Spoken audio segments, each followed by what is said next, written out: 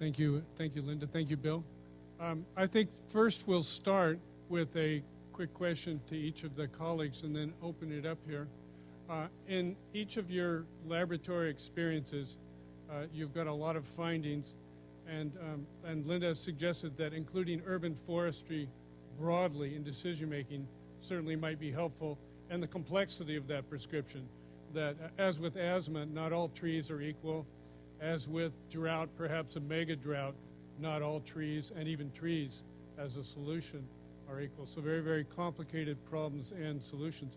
Are there any takeaways in your research, in the Health for All, and in your sustainability lab that strike you as early points that we might use as leverage to help move things forward?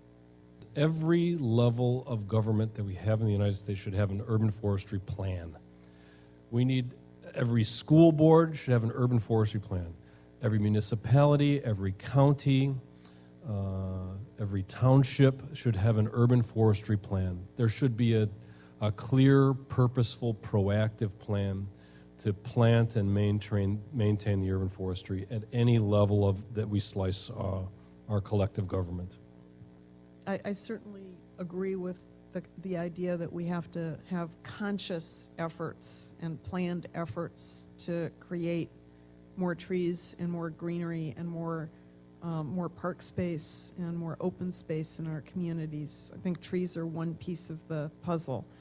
But for me, I think what we really need to see at every level of government is some mechanism, some formal, staffed and resourced mechanism for putting people at the table together to talk about what the impacts are of different decisions across the silos and to prioritize health equity and sustainability in those decisions consciously. And I think without that, we keep bumping up against different kinds of mandates. So I'm agitated when I go to neighborhoods that are being touted for being great examples of smart growth and infill, where there's no place for children to play and there's no trees. That's not right. And it wouldn't happen if we really brought all the voices that we need to the table during the decision-making process, including the people that are going to live in those neighborhoods. It's been my observation that almost everything that you do to enhance health with respect to the built environment, so transit, parks, finding opportunities to pull people outside, bike lanes, almost everything that you do that enhances health also enhances sustainability and also contributes in a very positive way to questions about climate change. So if you get people out of their automobiles and onto their bicycles, you have a big health benefit, but then you're putting less greenhouse gases into the atmosphere as well. So I think from a broader perspective, kind of thinking about health and sustainability kind of as part of the same trajectory is another way to do this. And I think that was part of the essence of your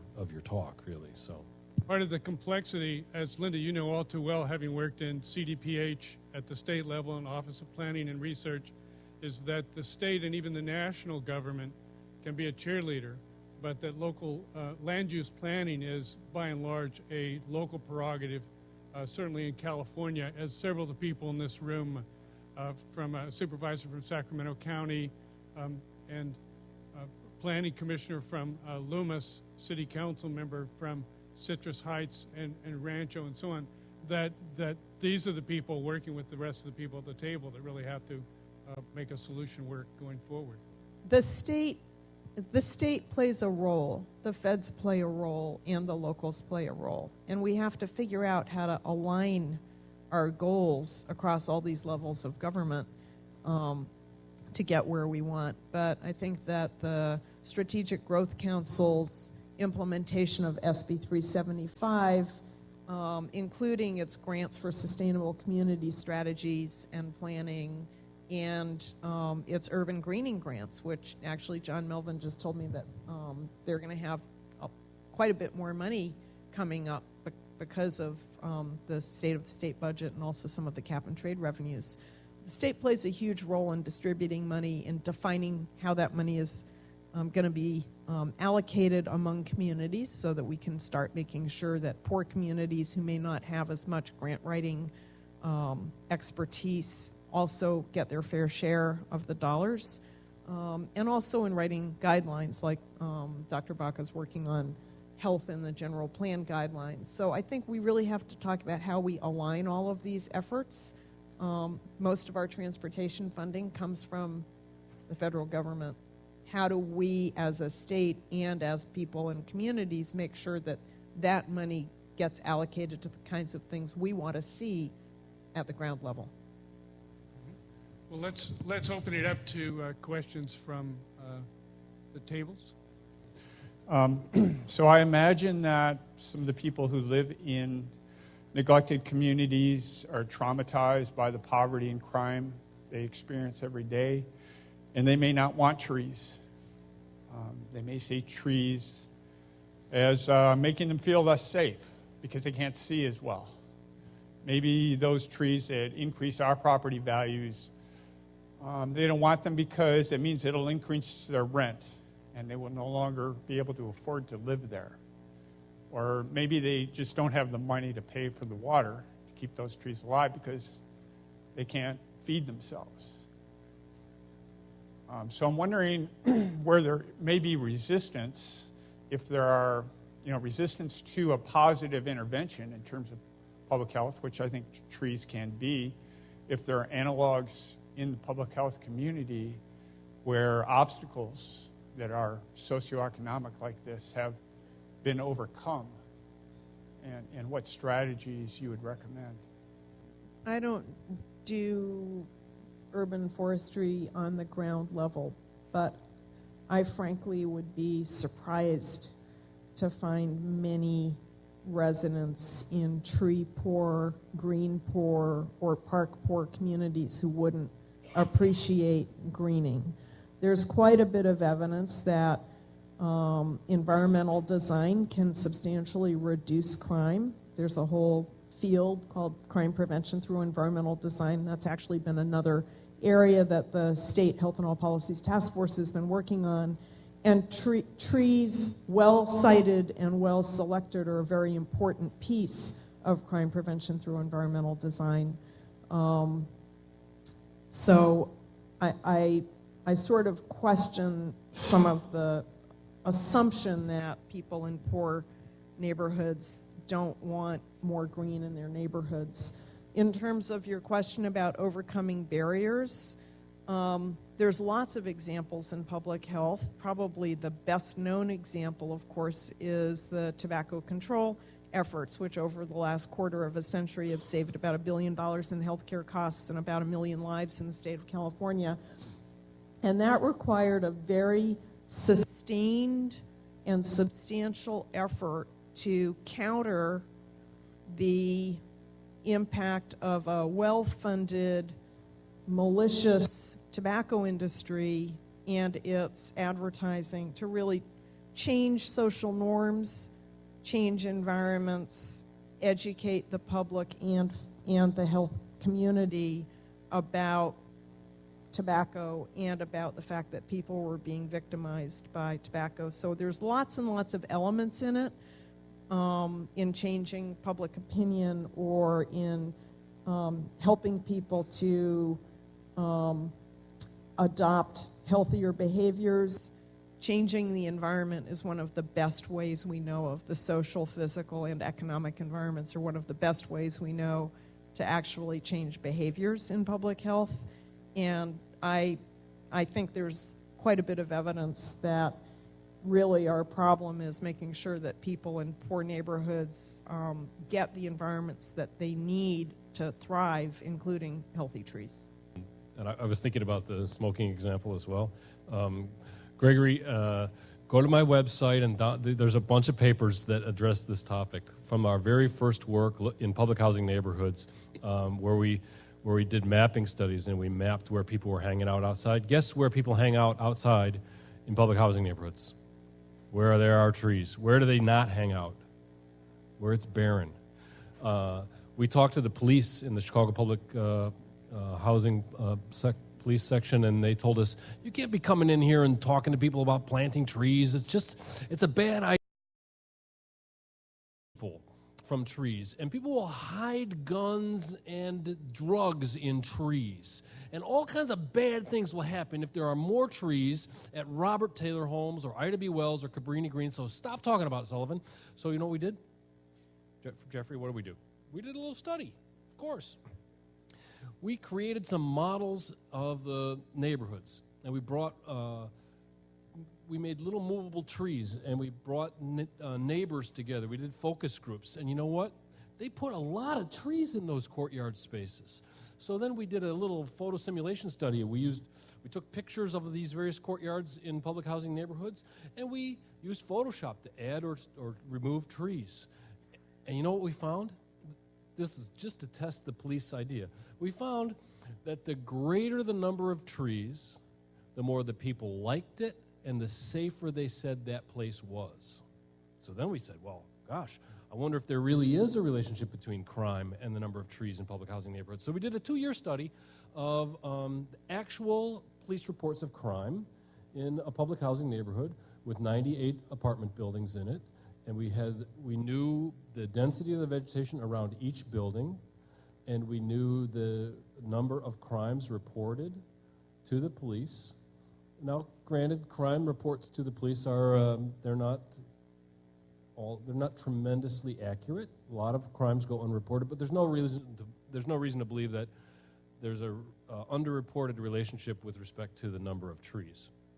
So we just did the simple set of regressions, and we found that the greater the number of trees, the lower the crime. In fact, there were 52% fewer crimes over a 2-year period per building in a high tree category than in a low tree category. And Jeffrey and other people have replicated this work in other cities as well. So there's a meme out there, there's this notion out there that trees are going to, it's bad crime and people aren't going to like it. But the evidence, the data do not support that. And the images you showed in the higher neighborhoods and the higher trees, there's a greater canopy on private property than public property probably in those neighborhoods, because in the studies we've looked at, it's typically 20 to 50% of the trees are on public property and 50 to 80% of the trees are on private property. So there has to be maybe a way to help invest some of the public funds on private property to energize those neighborhoods and improve that. But to me, it comes down to design, and we see a lot of bad design and repeated bad design. And the thing about planting trees, I think, has to be extended to growing trees. And it has to not be a one-time event. It has to be a long-term event. And we can't allow designs that put in inadequate space, because the millions of dollars are being spent by the public, and the developers and designers are walking away, and it goes everything from lack of diversity, monocultures, poor design. And my experience is that the school system, at least in California, that all the landscape architect designs have to go through the state landscape architect of schools. So it seems like there's one point we could go to and say, hey, you got to fix this. Look at these studies. We're spending millions of dollars on school programs, and maybe we could raise the attention and performance 10% by planting trees. It just seems like we're focusing in the wrong areas. My sense is that when we start thinking about, if we limit ourselves to the question of, where we've got this development that's going to occur, we need to add a little bit of space for trees, and we got to be worried about the amount of space for trees. As soon as we get caught in that discussion, we're already behind the game and we're going to lose. What we really need to talk about is, how do we deal with water in a 21st century fashion? How do we deal with water in a limited water situation like you're experiencing here right now? If we deal with water in a very sophisticated fashion that treats water as a profound resource, then immediately we have to include plants, and we have to include trees, and we have to include an allocation of amount of space that deals with it. So if we shift the conversation from do we have enough space for trees to how do we deal with water as a profound resource that's incredibly necessary for the health and well-being of our communities, then I think we win the discussion immediately. And board member of the Sacramento Tree Foundation, if I didn't mention that you're absolutely right that there are often more trees on private property than public property, and how do you get that nexus together? A well-known multi-year project between the Tree Foundation and the Sacramento Municipal Utility District has produced a partnership in which people can simply phone either SMUD or the Tree Foundation and have a tree located, and the whole thing is free. So there are partnerships, and certainly not just in our area, where there's a real handshake between the public and the private in terms of growing the tree canopy. We had another question? Comment that follows on to many of these talks, which is, again, we need to think in terms of systems. And, you look at places like Chicago where they're integrating pervious surfaces with green roofs, with greening of the streets, and it's dealing with water issues, with public health issues, with quality of life issues. And it's doable. It's doable in major cities that have economic challenges. So again, it's the systems thinking. And then just as an added note in answer to, or partial answer to the question of how do you get through these obstacles, that whether they're real or perceived about the detrimental aspects of trees, and I would argue you go to the youth. We have incredible power in our communities if we go to our youth who know the quality of trees. You go to their campuses.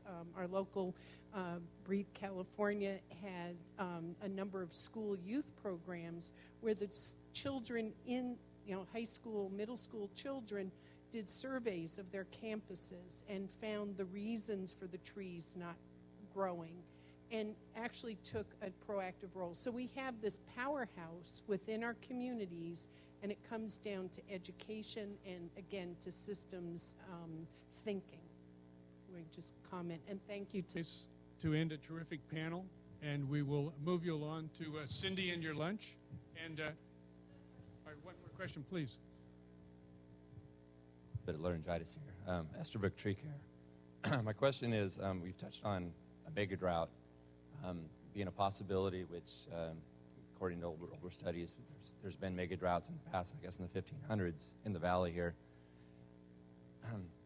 What are our responsibilities of local, state, and federal governments and to protect our trees, especially all the hard work Sacramento Tree Foundation has put into making this beautiful canopy we have? And thanks to the state fair, too, used to hand out redwood trees for years and years since I'm always climbing them. I'm a tree climber. So, but on a serious level, what are we planning? What's the plan? I mean, we have, I give my tree chippings to my customers and try to promote, retaining water, saving water. But if a drought comes in effect and they're asking us to reduce waters, for example, during this housing crisis, foreclosed homes, when you go to pull up on one to do some work, the first thing to go is the grass, then the shrubs, and usually the trees will start showing signs on top and dying out. But if they're asking us to reduce water or cut water completely on our landscaping, it's a huge investment that we'd be losing. So I just wanted to know what's our plan of attack in case we're getting into a drought like that. So I can't address that again with John Melvin, who's standing at the very back, and he might be able to give you at least a little bit of an answer as to what the state urban forestry program is doing. There's a huge amount of activity in the State Resources Agency right now focused on how are we going to handle the drought. But this drought right now aside, the most important thing I think we can do to protect our trees in the long run is to get off our fossil fuel addiction, change our energy systems and our transportation systems and our land use systems so that we really, really meet our greenhouse gas emission reduction targets. Because if we don't do that, the coming droughts and floods, and Sacramento's at as much risk of flood as it is of drought, are really going to overwhelm any of our ability to cope with the magnitude of climate change. So in the long run, we've got to both deal with the current situation and really step up our efforts significantly to address climate change more aggressively and more urgently. And you'll be able to talk at lunch with people, OPR at the state level, Department of Public Water, the Tree Foundation. Each of the communities and counties is wrestling with this. One of the problems and nuances as we go through the next year is that we have to decide which of three possible drought scenarios we're in. Are we in an episodic drought that's difficult but will all cut back by 20%, the lawns will be a little brown, and we'll move forward? Are we in a mega drought, as some early data alarmingly suggests? Or third, and much more problematic for California, is are we in a structural drought where the question really isn't this year how much rain or snow we have, but that we have millions more people at the end of a very long straw and a very small supply of water storage going through that straw? And that's different than the next 12 months or even the next 18 months. That's a structural question, and it's a policy question being addressed at the state, regional, and local level now, and nobody has a clear answer until we have more data. Again, thank you very much. We're going to move to lunch now.